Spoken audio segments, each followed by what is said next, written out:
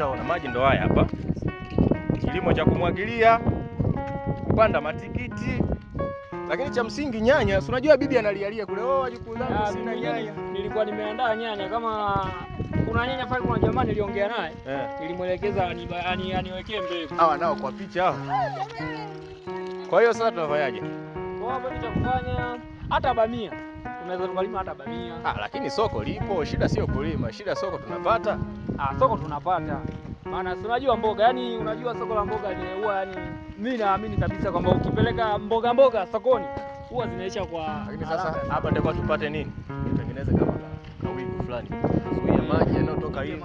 Alafu baada hapo tunafunga mashine pale. Inakuwa inavutia maji kule mapema. Hawa watakuwa washike hata majembe ya Mbona kama wafanye kazi, achazoea sana kukaa.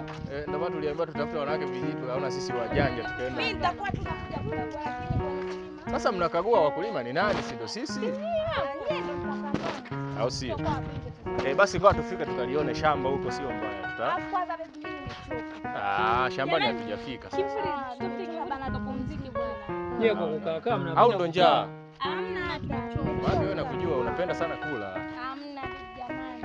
Basi poa, tusogee kwenye kile kimvuli pale ili tupumzike kidogo, alafu tutasogea shambani. Sawa. Kama njaa zinauma, kunyweni maji, mtaenda kula tukirudi. Alafu maji ya vijijini yana afya. Unaweza kushangaa mrudi mjini mmenenepa.